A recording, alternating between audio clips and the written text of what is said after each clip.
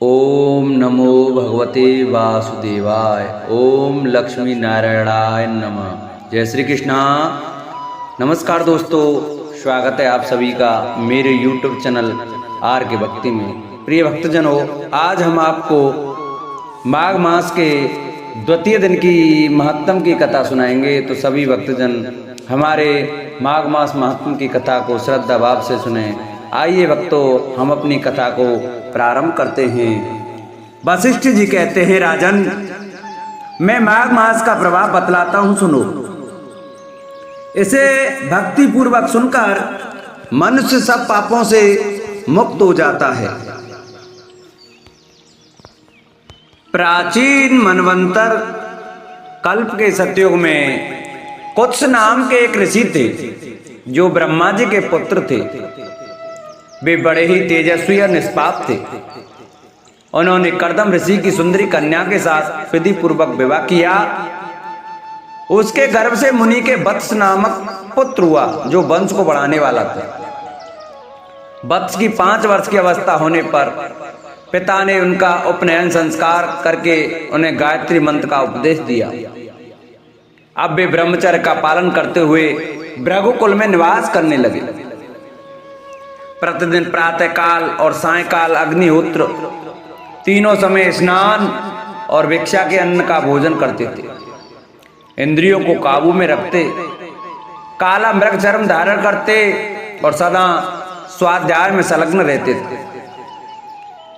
पैर से लेकर सिका तक लंबा पलाश का डंडा जिसमें कोई छेद ना हो लिए रहते थे।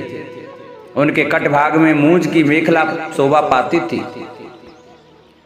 हाथ में सदा कमंडल धारण करते, स्वच्छ कौपीन पहनते, शुद्ध भाव से रहते और स्वच्छ यज्ञोपवीत धारण करते थे।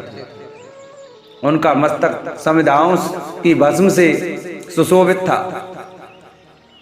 वे सबके नयनों को प्रिय जान पड़ते थे। प्रतिदिन माता पिता, गुरु, आचार्य, अन्यान्य बड़े बूढ़ों, सन्यासियों तथा ब्रह्मवादियों को प्रणाम करते थे। बुद्धिमान वत्स ब्रह्म यज्ञ में तत्पर रहते और सदा शुभ कर्मों का अनुष्ठान किया करते थे।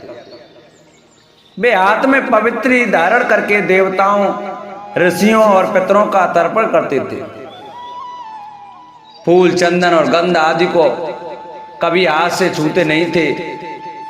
मौन होकर भोजन करते, मधु, पिन्याक और खारा नमक नहीं खाते थे।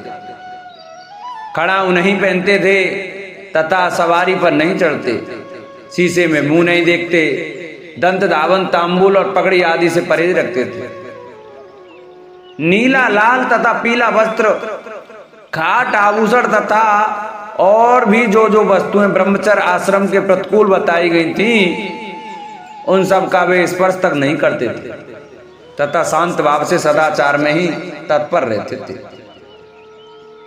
ऐसे आचारवान और विशेषतः ब्रह्मचर्य का पालन करने वाले वत्स मुनि सूर्य के मकर राशि पर रहते माघ मास में भक्ति पूर्वक प्रातः स्नान करते थे। वे उस समय विशेष रूप से शरीर की शुद्धि करते थे।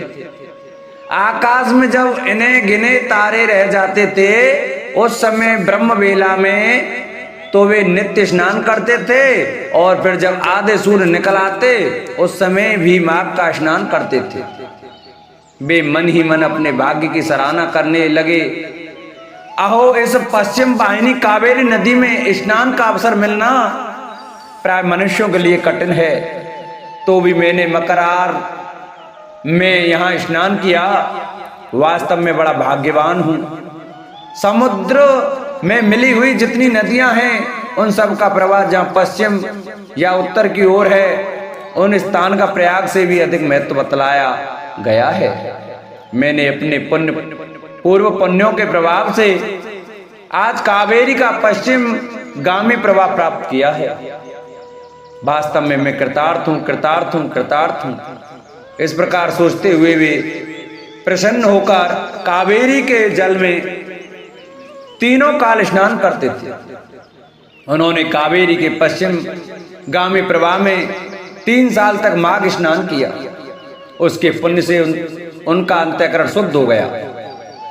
वे ममता और कामना से रहित हो गए।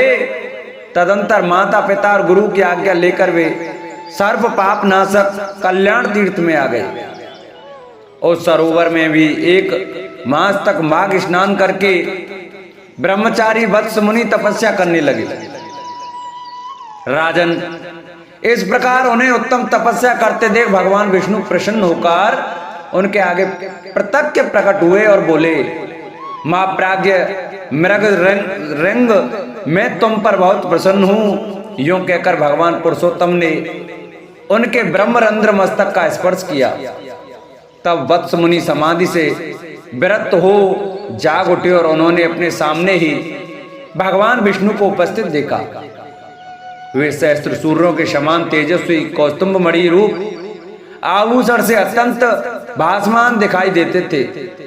तब मुनि ने बड़े वेग से उठकर भगवान को प्रणाम किया और बड़े भाव से सुंदर स्तुति की।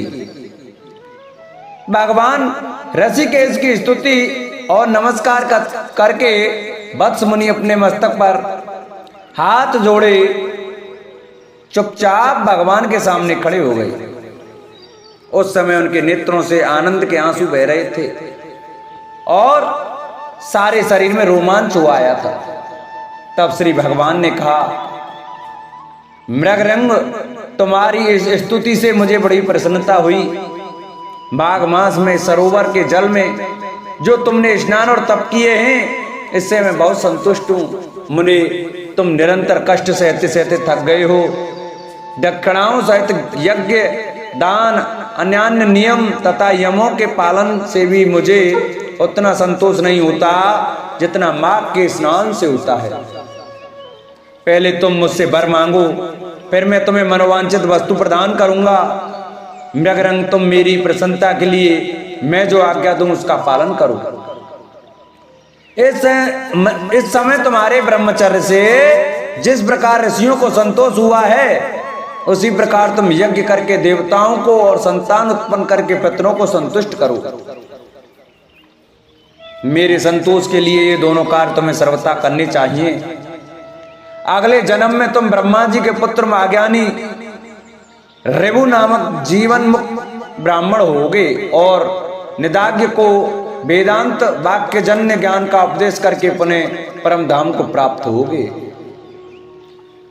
मृगरंग बोले, देव संपूर्ण देवताओं द्वारा वंदित जगन्नाथ, आप यहाँ सदा निवास करें और सबको सब प्रकार के भोग प्रदान करते रहें।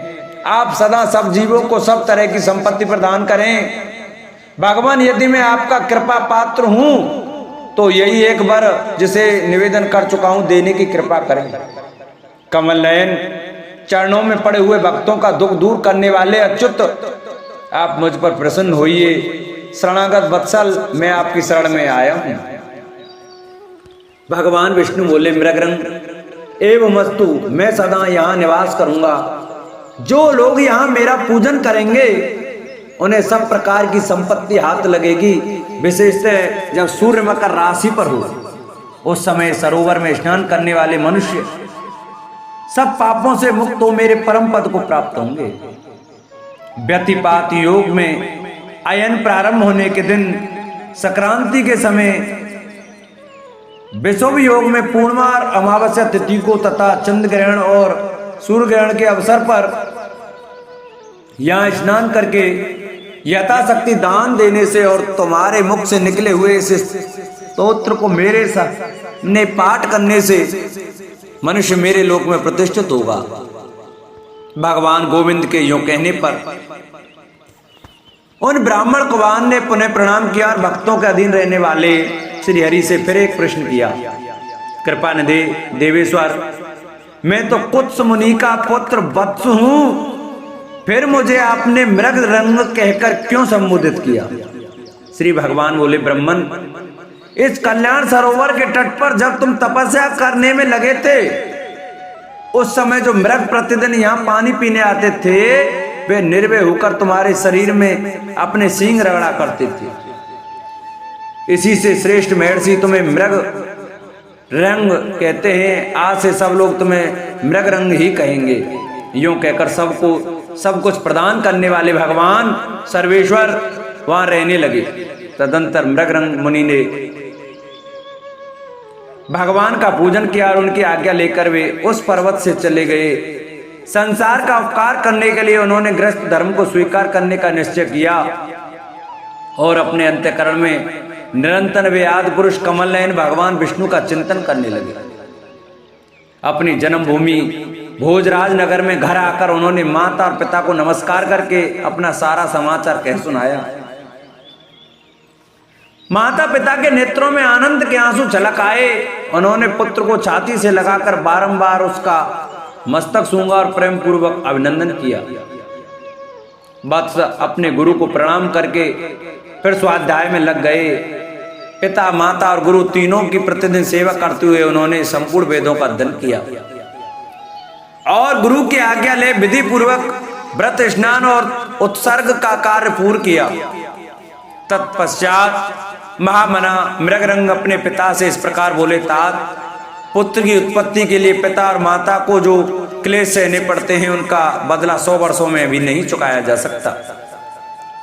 अतः पुत्र को उचित है कि वह माता पिता तथा गुरु का भी सदा ही प्रिय करे। इन तीनों के लिए अत्यंत संतुष्ट होने पर सब तपस्या पूर्ण हो जाती हैं।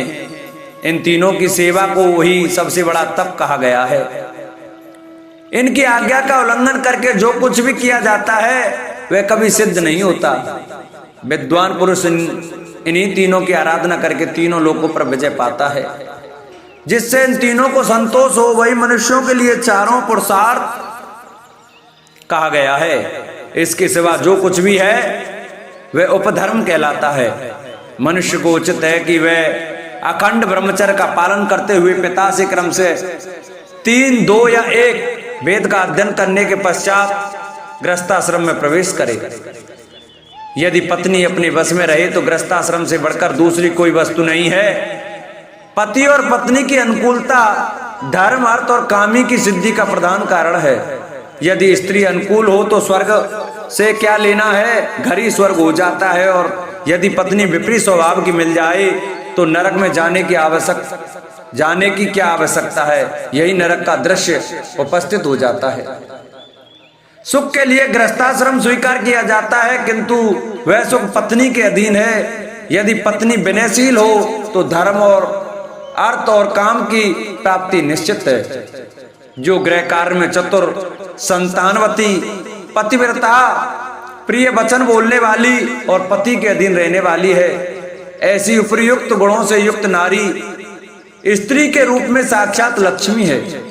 इसलिए अपने समान वर्ण की उत्तम लक्षणों वाली भार्या से विवाह करना चाहिए जो पिता के गोत्र अथवा माता के सपिंड वर्ग से उत्पन्न न हुई हो।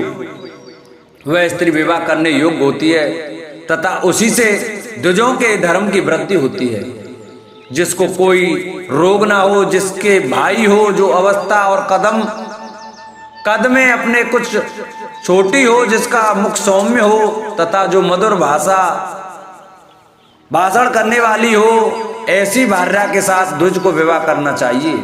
जिसका नाम पर्वत, नक्षत्र, वृक्ष, नदी, सर्प, पक्षी तथा नौकरों के नाम पर रखा गया हो, जिसके नामों में कोमलता हो, ऐसी कन्या से बुद्धिमान पुरुष को विवाह करना चाहिए। इस प्रकार उत्तम लक्षणों की परीक्षा करके ही किसी कन्या के साथ विवाह करना उचित है। उत्तम लक्षण और अच्छे आचरण वाली कन्या पति की आयु बढ़ाती है। अतः पिताजी ऐसी भार्या कहाँ मिलेगी।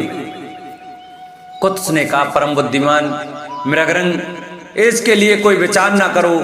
तुम्हारे जैसे सदाचारी पुरुष के लिए कुछ भी दुर्लभ नहीं है। जो सदाचारहीन, आलसी, माघ स्नान न करने वाले, अतिथि पूजा से दूर रहने वाले, एकादशी को उपवास न करने वाले, महादेव जी की भक्ति से शून्य, माता पिता में भक्ति न रखने वाले, गुरु को संतोष न देने वाले, गौओं की सेवा से विमुख, ब्राह्मणों का हित न चाहने वाले, यज्ञ होम और श्राद्ध न करने वाले, दूसरों को न देकर अकेले खाने वाले, दान धर्म और शील से रहित तथा अग्निहोत्र न करके भोजन करने वाले हैं। ऐसे लोगों के लिए ही वैसी स्त्रियां दुर्लभ हैं।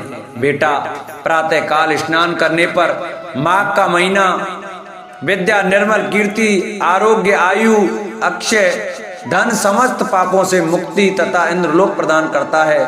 बेटा माघ मास सौभाग्य सदाचार संतान वृद्धि सत्संग सत्य उदार भाव ख्याति सूरता और बल सब कुछ देता है। कहाँ तक गिनाऊं वह क्या क्या नहीं देता। पुण्यात्मन कमल के समान नेत्रों वाले भगवान विष्णु माघ स्नान करने से तुम पर बहुत प्रसन्न है। वशिष्ठ जी कहते हैं राजन, पिता के ये सत्य वचन सुनकर मृगरंग मुनि मन ही मन बहुत प्रसन्न हुए। उन्होंने पिता के चरणों में मस्तक झुकाकर उन्हें प्रणाम किया और दिन रात वे अपने हृदय में श्री हरि का चिंतन करने लगे। इस प्रकार दूसरे दिन के महात्म की कथा को आज हम यही विश्राम देते हैं। उससे अगले दिन की कथा हम आपको फिर अगले दिन सुनाएंगे। जिन भक्तों को हमारी ये माघ मास महात्म की कथा अच्छी लगी हो वो हमारी वीडियो को ज़्यादा से ज़्यादा शेयर करें, जिससे और भी भक्त हमारी ये माघ मास महात्म की कथा सुन सकें। जिन्होंने अभी तक हमारे चैनल को सब्सक्राइब नहीं किया है वो चैनल को सब्सक्राइब करें। बगल में घंटी का बटन अवश्य दबाएं, जिससे जो हम नई वीडियो अपलोड करें उसका नोटिफिकेशन आपके पास अवश्य पहुंचे। वीडियो को लाइक करें, चैनल को सब्सक्राइब करें और कमेंट में ओम नमो भगवते वासुदेवाय, जय श्री कृष्णा, राधे राधे अवश्य लिखें। बोलो विष्णु भगवान की जय।